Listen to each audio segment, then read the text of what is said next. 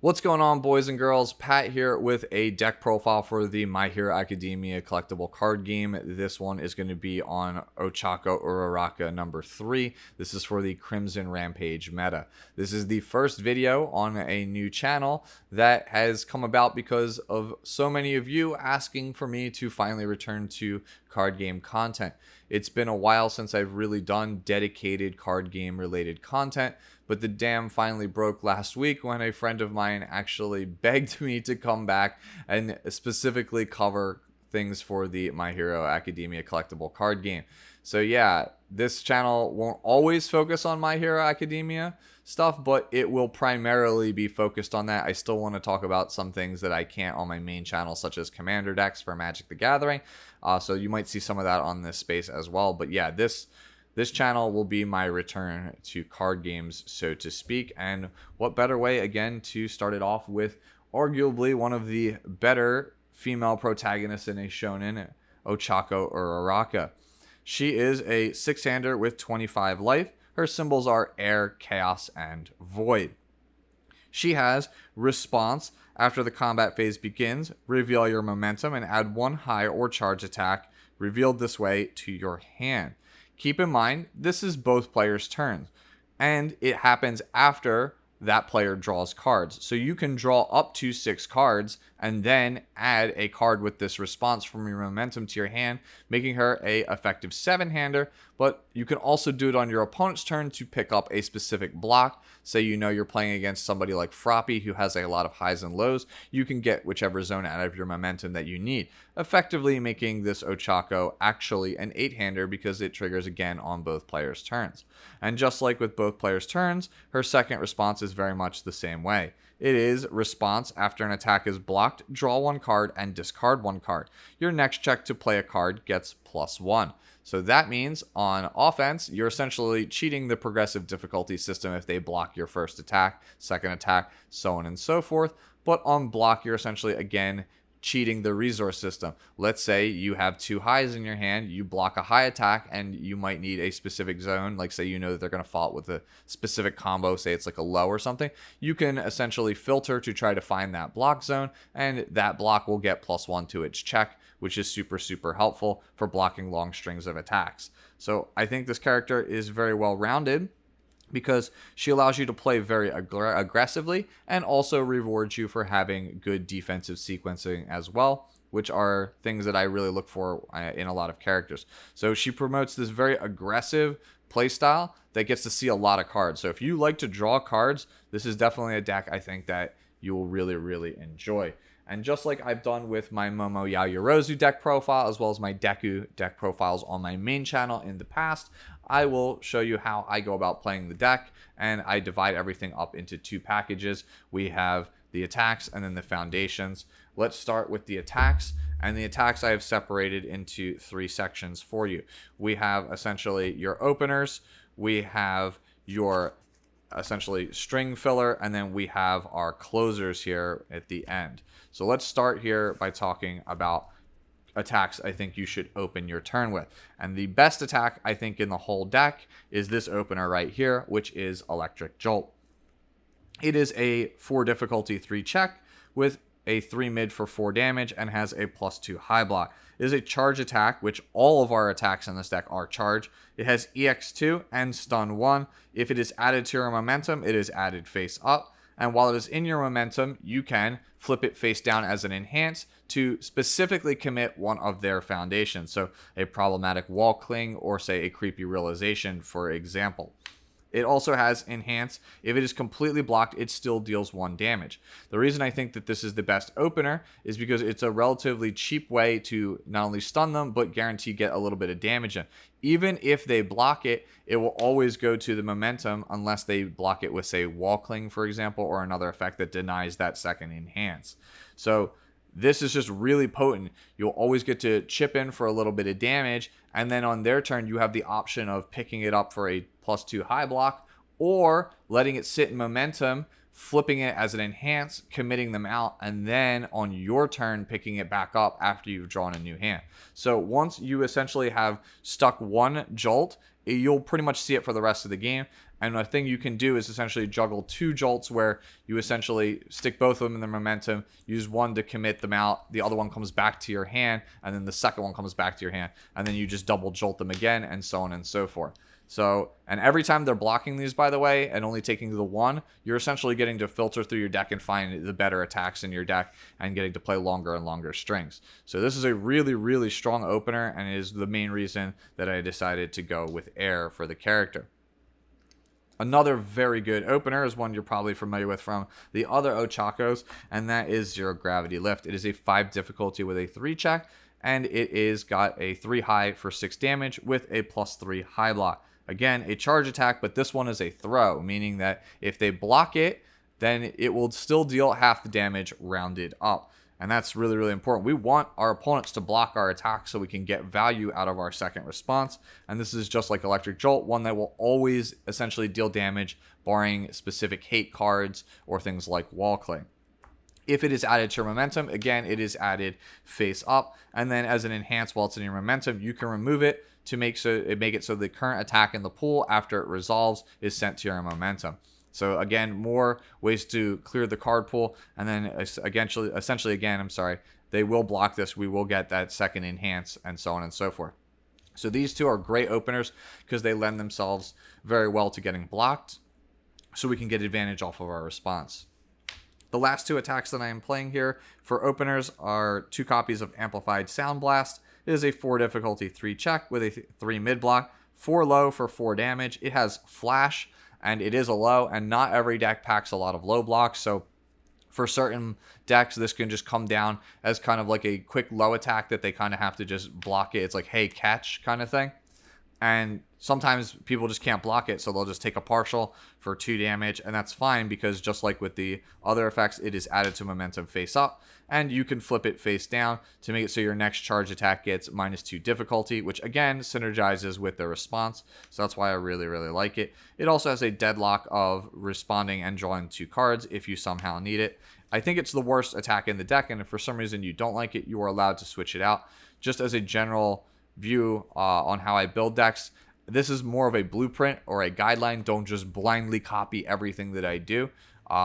Think about the methodology and the reasons for why I play the cards, and if you don't like them, they don't fit your playstyle, by all means, you can swap them out. So now let's talk about essentially string filler, the stuff that you're going to be playing after your first attack, and that is this card here, Double Jab Pummel, which is fantastic in this deck. It is a 4 difficulty with a 3 check with a +1 high block. It is a 3 mid for 5 damage. It is a charge punch with combo charge, and remember, all of our attacks in this deck are charged, so we will always get this combo. The combo enhances if this attack is blocked. You get to draw 2 cards, discard 2 cards, and your next check to play a card gets +2. That stacks, by the way, with Ochako 3's response, which means that if this is actually blocked after you've activated the combo, you get to draw 3 cards, discard 3 cards, and then get +3 to your next check. So yeah, this is take 5 damage. If you don't want to take 5 damage, my turn's going to keep going, the card. So that's what this is. You're going to start with one of these openers, like your Zero Gravity Lift, or your Electric Jolt, and then throw a pummel right after it and say, do you want to take 5? If you don't, I'm going to keep attacking because I'm almost assuredly going to draw more attacks, and I'm going to get, such a big plus to my check that there's no way I'm not going to pass it. So that's kind of where we're at right now. You're essentially going to just hit them with a 1-2 that's really bad for them to block. If they don't block it, keep going. You can just stop there and set up your defense. If they do block it, you just keep going until you can hammer through a bunch more free damage. So I really like that. It also has a deadlock enhance with your next check to play a card gets +5. So if for some reason you get into the deadlock scenario and they still block it, you're getting +8, which means you can just play whatever you want. There's no way it doesn't pass. So yeah, really, really cool like string filler card to put after your opener. For enders, I have these 2 attacks here, 1.3 million volts, as well as Home Run Comet. Let's talk about Indiscriminate Shock, 1.3 million volts first. 5 difficulty for a 3 check, a 2 low block. It is a 3 speed low for 5 damage. It has stun 1, as well as enhance commit 1 foundation. Your rival commits 1 foundation. So it's essentially got a interesting version of stun 2, so to speak. It is primarily here for its other enhance, though, which is it gets +1 damage for each of your opponent's committed foundations. So after they've blocked a ton of your strings, you'll get to a point where you're in like your 4th attack or so, and you can jam this, and they're most likely committed out, and it's basically lethal. You could also start a string with this because it has stun too. And that's fine. I've seen people use it like that in other decks. The only reason I'm playing 2 is because I find that this attack usually hits, at least the way that I play it, which means it always is in my momentum, and then I can pick it up either as a low block or when I finally need it. So like if I hit this on like say turn 2, it'll just sit in my momentum and I just remember it. And like turn 4 or so, I'll come back and pick it up. So you don't really need 4 copies. If you like this card, you can bump it up to 3. I found when I had it at 3, I had it way too many times, and it wasn't nearly as good as just spamming out Jolt to set up a potential kill off of a card like this or Home Run Comet. Home Run Comet is a 4 difficulty with a 3 check. It has a 1 mid block. It is a 3 speed high for 4 damage with charge weapon and powerful 1. And that powerful 1 is super important because of the second enhance. This attack gets +1 to its powerful rating for every high attack or charge attack that is currently in your card pool. So essentially, you can start a turn with Jolt, and then they'll block it and take 1. And then you pummel, and then let's say they don't want to take that. They just completely block it, so you get to get the bunch of checks. You'll play another pummel, they'll block it or whatever have you. You can then bring Home Run Comet down, and it'll almost assuredly pass because of the bonus checks between these. And then give it, say, 1, 2, 3, 4 to its powerful rating, so it's powerful 5. Then use the other enhance, add 1 foundation to your momentum to essentially always get a +5 damage. And when you're playing this, along with some of the other foundations, this should almost assuredly go through for big damage. So that's kind of where we're at for the 2 finishers. You either, if they're committed out, you want to just hit them with one of these guys, or you want to hit them with one of these Jolts. So that's essentially how the deck plays on offense. Let's now look at the foundations, which are a mixture of offense as well as defense. The first foundation to look at is Requesting Assistance. It is a 0 difficulty with a 5 check, 2 mid block. It has Enhance, Flip if you have 1 or more momentum, ready 1 foundation that has not been ready this combat phase. Since you are playing cards like Jolt, cards like Pummel, and cards here like, say, Zero Gravity Lift, these 3, you will almost always begin your opponent's turn with 1 momentum, which means that this should always be live if you need it, which allows you to restand foundation so that you can make good blocks, so you can keep getting the response to get more checks, to find the right block zones, and again, keep it going on defense. You could obviously also use it to ready cards on offense if you so choose. Very, very strong 0 spam foundation. Another very strong 0 spam foundation is one of Ochako's cards, Release. 0 difficulty for a 4 check with a 2 high block. It has Enhanced, destroy 1 foundation. Your check to block this attack gets +2. That will also, stack here with this response to get +1 to your check. So you can block a lot of things between cards like Requesting Assistance, Release, and the response on Ochako. You'll have quite a lot to your block check. So you don't really need a ton of foundations for this character to really pop. You can go like, say, somewhere between like 5 to 7 foundations is all you really need to play a really competent aggro game as well as a good defense game. And another thing I really like about this card is that you can destroy a foundation on your turn to get a check to your block, which obviously you're not blocking on your turn, but it is important for the next card that we're going to talk about, and that is Small and Limber. It is a 1 difficulty with a 4 check. It has a 2 mid block. It has Enhance, Commit, your charge for your kick attack gets +1 speed and +1 damage. So all of our attacks are charge in this deck, so we can very, very, very easily just pump up the damage on any one of our moves, then use Release to sack one of our committed foundations and use its response. Once per turn, after a card leaves your stage, you get to ready this card playable while committed. So yeah, what you're going to do is essentially pop your Release on, say, like a flipped foundation, for example, and you get to restand these because technically a card was leaving your stage. You did blow it up, so you do get this response once per turn. So again, really, really strong card overall. Another card here that is a 1 cost foundation with a 5 check is Training with Gunhead. It has a 3 low block. It has Ally and Weapon. Enhance, if the check to play this card was modified, it gets +1 speed. Since you're almost always going to force them to block your first attack. Everything on your second attack is going to be modified due to your response, which means you're just going to get free speed. Each one of these in your foundation area is just free speed on a lot of your attacks after the first one. So yeah, really, really good. On top of that, it has an enhance where you can remove it from the game to reduce the damage of a throw to 2. Having throw hate is really, really important in the Crimson Rampage meta, at least from the week or so that I have been testing it. Throw decks are everywhere, and a lot of decks play a lot of throws. There are decks like Mineta 2, for example, that are entirely throw-based. So having some form of throw hate is really, really good, and having it on a foundation that is essentially free speed, which I really, really value in this game, is excellent. Speaking of excellent, we have Destined for Mainstream Success, 1 difficulty 5 check, 2 mid block, enhance, flip, name a card type, and reveal the top card of your deck. If it matches the name's type, you add it to your hand. You always name attack on this, so that way you can see if you're going to check good. If it's an attack, you will draw the attack, which is awesome. You drew a card. But if it's a foundation, that means that you can keep attacking because you'll always check good. So I really, really like this. And if my opponent for some reason isn't blocking my attacks to cycle, it's another card that allows me to draw and go through the deck. So yeah, again, really, really strong foundation. I think a lot of decks that are on all good and air usually end up playing this.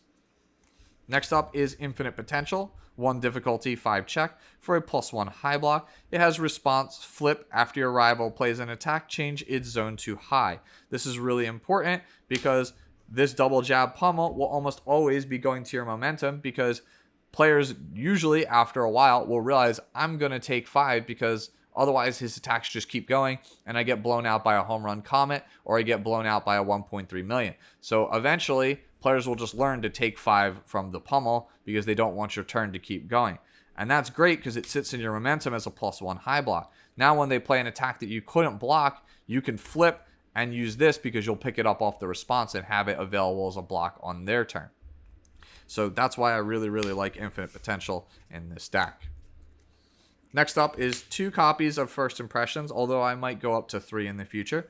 It has a 2 difficulty with a 5 check and a 3 low block. It has First Enhance. If this is your first attack this combat phase, it gets +3 damage. If it's blocked, your next one gets +3 speed. This card radiates big 0 gravity lift energy. So essentially, you will first enhance and make this a 9 damage throw. It's a throw. They're most likely going to block it, which means you get the Ochako response and you also get the +3 speed on this foundation, which means that the next one comes in reasonably fast. So you can use a pummel that comes in reasonably fast, for example, or you can surprise them with a very fast 1.3 volts if for some reason they had overextended on their turn and have a lot of foundations committed. So it just allows you a lot of really cool plays while guaranteeing that your throw gets in for at least 5 damage. Next up, we have Confused, which is a 2 difficulty for a 5 check. It has a +3 high block. It has Enhance, Flip, remove 1 attack from your rival's discard pile and choose one of its keywords. This attack loses those keywords and cannot gain keywords this turn. Really good for disrupting combos like Texas Smash, for example. You can also use it to get rid of Throw, which is really, really good. So yeah, there's a lot of really good uses, but the primary use here is to get rid of things like Throw. It's just more throw hate while being a high block. So that's why I ended up playing it. I think at least until my local area calms down and stops playing so many throw-based decks, I think that a card like Confused is really good, as it's just really, really good hate in general. Next up is Specialist of Sound. You guys already know how good this one is if you've been playing since set 1. 2 difficulty for a 5 check, 3 low block. Response, after this card is checked, you get to essentially look at the top card of your deck. So if you check this card off the top, you get to reveal the next card. Oh, look, it's a 5. All right, cool. I get to keep going. But the primary reason to play it is this response. Commit after an attack is played, it gets a -3 speed. Because you will always basically be able to block this when you respond with it, that means you're always going to be able to get the response, which means you're able to get, more checks to block and be able to see more cards in order to be able to block their strings. So yeah, that's why we're playing this guy. And then the final foundation here is Rescue Completed, which I'm not super in love with, but we are currently trying out, and it's been okay. It's very much the same reason as Specialist. I needed more low blocks in the deck, and it was just a good foundation that allows me to essentially guarantee that I can block things, so I can use Ochako's response. So that's why it's here. You don't really get too much usage out of the other enhance on it, which is you can destroy it to ready to face down foundations, but it might come in handy. But overall, you can play whatever you want. Again, I just found that I was missing some low blocks, and I've had a lot of success with this card in Froppy over the past set or so, so I decided to give it a whirl. As always, my decks are more guidelines to kind of show you what the deck is capable of and how I think it should be played, not necessarily set in stone. Probably like 2-3 weeks from this video coming out, I probably will have a completely different set of foundations. Like, it'll be tweaked, like maybe 20 or 30% of the deck will be different. But hopefully, this first video has shown you guys how to play Ochako Uraraka number 3 in a nutshell. Give you some ideas so that the creative juices can get flowing, and make a list of your own. If you like this video, as always, let me know down in the comments below. Leave me a like or subscribe. Will help out this new channel here a ton. And most importantly, let me know down in the comments what other characters you would like to see content for, whether that's deck profiles, deep dives, analysis, things like that. Until next time, have a good one.